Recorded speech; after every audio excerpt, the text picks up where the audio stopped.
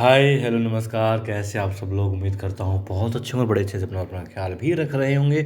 और देखिए आज पुणे श्लोक अहिल्याबाई शो में ख्याल रखा देवी अहिल्या ने उस जी हाँ उस तबके का जो देवी अहिल्या का जो मालवा की सरहदों का ख्याल रखता है। अपनी खून की एक एक बूंद एक एक सांस जी हाँ सिर्फ और सिर्फ मालवा के नाम करता है। मैं बात कर रहा हूँ सैनिकों की। और देवी अहिल्या आज एक ऐसा कार्य करती है जो हमने अब तक इस शो में देखा है कि राजकुमार ही करते आए हैं, चाहे वो खंडेराव होलकर हों या फिर मालेराव होलकर। जी हाँ, खैर स्त्रियों ने भी किया था, मुक्ता भी गई थी वन भोजन के लिए। मगर अब देवी अहिल्या कहती है कि सैनिकों के लिए वन भोजन का आयोजन किया जाएगा बाबा साहेब। और बाबा साहेब कहते हैं कि ये कार्य आज ही होना चाहिए अहिल्या। और अच्छा लगता है उन्हें ये देख करके कि देवी अहिल्या सैनिकों के बारे में कितना सोचती है कि जो काम सिर्फ राजकुमार करते आए हैं वो सैनिकों को प्राप्त होगा, उसका आनंद सैनिक प्राप्त करेंगे। वाकई में दोस्तों, इसी तरीके से हमें भी अपनों का ख्याल रखना चाहिए, वो चाहे हमारे खून के रिश्ते में हैं या फिर जज्बात भावनाओं से जुड़े हैं। जिस भी तरीके से हमसे जुड़ाव है हमें उनका ख्याल रखना ही चाहिए। जिस भी तरीके से संभव हो अपन तक जाहिर करना चाहिए। और यहाँ देखिए मल्हार राव सूबेदार जी पर हमला हो जाता है और एक इंसान बच करके भाग जाता है, जो सूचित करता है जाकर के श्रीमंत को कि मल्हार राव सूबेदार जी और देवी अहिल्या किसी भी वक्त आते होंगे यहाँ पर हमला करने के लिए। वो पूछते तुम्हारी हालत कैसे हुई ये तो बताओ। वो कहता है कि मल्हार राव सूबेदार जी बच गए हैं और बस सारे सैनिक मारे गए किसी तरीके से। ये समझ लीजिए कि बस आपको सूचित करने के लिए बचता बचाता ये आप पहुंचा है और आप यहाँ से भाग जाइए जितनी जल्दी हो सके, क्योंकि वो लोग बहुत गुस्से में भी हैं। और आपको एक रास्ता बताता हूँ, गुप्त रास्ता है जहाँ से यानी कि मालवा से होकर निकलेगा, लेकिन आप सुरक्षित अपने गंतव्य तक पहुँच जाएंगे। फिर ठीक है, ले जाता है गुफा के रास्ते से और गुफा के मार्ग से बाहर निकाल देता है और कहता है अब आप जाइए, आपको गंतव्य मार्ग मिल जाएगा और मुझे आज्ञा दीजिए। अब वो आगे प्राप्त करके चला जाता है और श्रीमंत राघुबा आगे बढ़ते हैं तो क्या पाते हैं, मल्हार राव सूबेदार जी और देवी अहिल्या होती हैं, साथ में पेशवा साहब का भी एक सैनिक होता है, एक सरदार होता है। और अब श्रीमंत को देख करके मल्हार राव सूबेदार जी कहते हैं गलती तो बहुत हो जाती है, राजनीति में गलती हो जाती है, किसी से भी हो जाती है, हमसे भी हो गई और तुम्हें जीवित छोड़ दिया, ये सबसे बड़ी भूल थी, गलती थी। तुम पर विश्वास किया और तुम्हें जीवन दान दिया।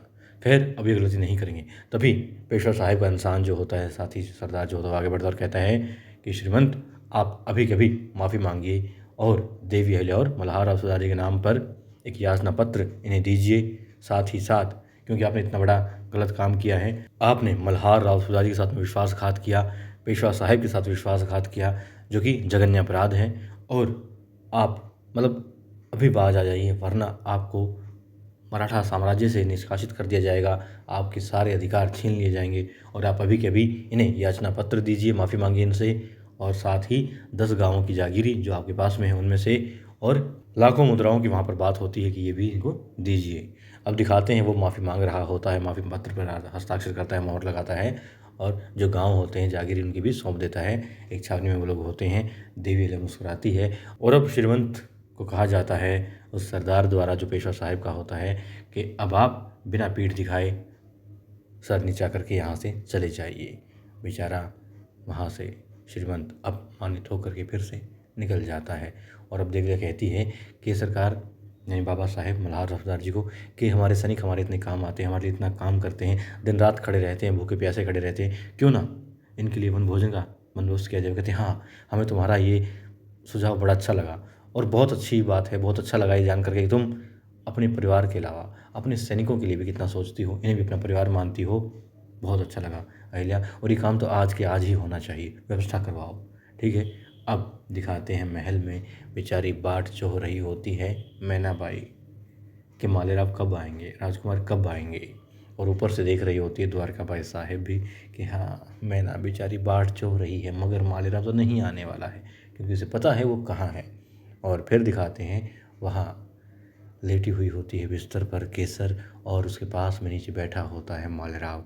और वो कहती है कि घड़ी बीत गई, पहर बीत गया, दिन ढल गया, दिन निकल गया, और आप यूं ही मेरे सामने बैठे हैं, मुझे निहार रहे हैं, देख रहे हैं, आपकी आँखें थकी नहीं क्या। वो कहता है इन आँखों में इतना खूबसूरत चेहरा है, कैसे थकेंगी।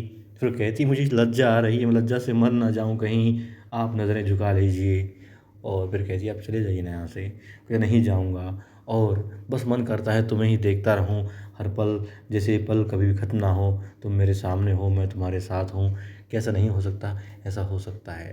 फिर वो कहते नहीं, ऐसा नहीं हो सकता, आप राजकुमार हैं, आपका मन महत्व रखता है, आपकी बातों का मोल होता है, मगर केसर एक दासी है और इसके ना तो मन का कोई मोल है, ना ही भावों का कोई मोल है।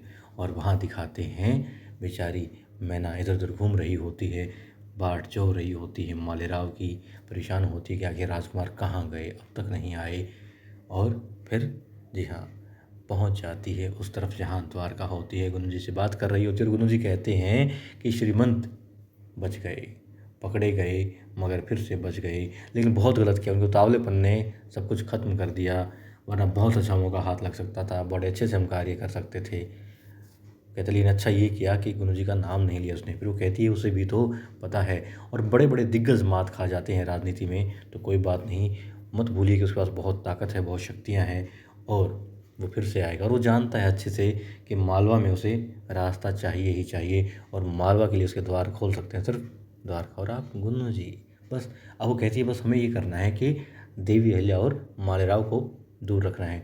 दोनों में नज़दीकियाँ आ रही हैं, लेकिन दोनों को दूर ही रखना है, बैर भाव डाले रखना है। अब भीतर आ जाती है मैना और कहती है मंजली सासूबाई, आप ये क्या बात कह रही हैं? आप आखिर ऐसा क्यों कर रही हैं? राजकुमार और देवीले को दूर क्यों करना चाहती हैं? क्यों उनके बीच में मनमुटाव लाना चाहती हैं? बेशक आपकी योजना कुछ भी हो। हालाँकि वो कहती है, हालाँकि वो सबको बता सकती है, इस बात से अवगत करवा सकती है कि आपकी इच्छाएँ क्या हैं, आप दोनों की, आप दोनों क्या कर रहे हैं, क्या चाहते हैं। लेकिन पहले ही महल में या घर का माहौल इस तरीके का है, तो वो आई को इतना दुखी नहीं करना चाहती और ज़्यादा ही बातें बता करके। मगर ये तय है कि आप लोग कितनी भी कोशिश कर लीजिए, देवी अहिल्या और उनके बेटे मालेराव के बीच में वो बैर भाव नहीं आने देगी, दूरियाँ नहीं आने देंगी। अब चली जाती हैं और दुर्गा कहती है, देखा गुरु जी, ये हमें चेतावनी दे कर के गई है, कोई बात नहीं, इसको भी देखते हैं। वो कहती है मालेराव और अहिल्या को तो बाद में देखेंगे, पहले इसको अहिल्या से दूर करते हैं। और बेचारी अहिल्या, ना तो बेटा उसकी बातें मानेगा, उसके हक में रहेगा, और ना ही पुत्र वधू, ऐसा कर देंगे। तो पहले जी हाँ, मैना को ही अहिल्या से दूर करते हैं। अब गुरु जी पहुँच जाते हैं। जब बेचारी मैना फिर से सैनिकों से पूछ रही होती हैं कि राजकुमार आए, राजकुमार आए? कहते नहीं, रात भर नहीं आए, अभी तक नहीं आए। फिर आके कहता है गुरु जी, देखो तुम मेरी बेटी जैसी हो, इसलिए तुम्हें कह रहा हूँ, और चिंता भी मत करो, लेकिन क्या करूँ, मुझसे रहा नहीं जाता, आखिर तुम्हारा दुख सहा नहीं जाता। मालेराव एक गांव में जाता है, माधोपुर अक्सर जाता है वो, और सुना गया है कि किसी से मिलता है वहाँ, बाकी तुम देख लो, तुम्हारा घर संसार है, इस तरह की वो बातें करता है। और मैना के मन में शक का बीज बो देता है। अब वहाँ मालेराव बस केसर के साथ होता, कहता है मन नहीं करता कि यहाँ से जाऊँ। कहते चले जाओ, आप घर भी संभालो, महल भी संभालो, राज्य भी संभालना है, आप राजकुमार हैं, और मैं तो बेचारी दासी हूँ, मेरा क्या है। कहते नहीं, तुमसे दूर जाने का मन नहीं करता। फिर कहती है लेकिन क्या करूँ, डर लगता है। डर किस चीज़ का तुम्हें, मेरे होते हुए डर किस चीज़ का? वो कहती है डर आपसे भी लगता है और खुद से भी लगता है। खुद से क्यों? क्योंकि मैं तो प्रेम करती हूँ, मगर ये समाज की परंपराएं ये नहीं मानेगी कि मैं आपसे प्रेम करती हूँ। फिर वो कहता है कोई बात नहीं, हम किसी को मौका ही नहीं देंगे हमें कुछ कहने का, बदनाम करने का। कैसे? और वो बताता है कि आज ही शादी करेगा मालेराव देवी के मंदिर में केसर से।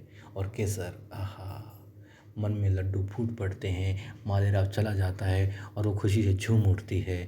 और आने वाले एपिसोड में हम देखेंगे कि वो तैयार हो रही होती है मंदिर में जाने के लिए, उस घड़ी का इंतज़ार कर रही होती है जब मालेराव आएगा और वरमाला उसके गले में डालेगा। और वहाँ देवी ने रोक देती है मालेराव को कहीं भी बाहर जाने से, क्योंकि सैनिकों के लिए वन भोजन का आयोजन है और उसमें अहम भूमिका अदा करनी है मालेराव को।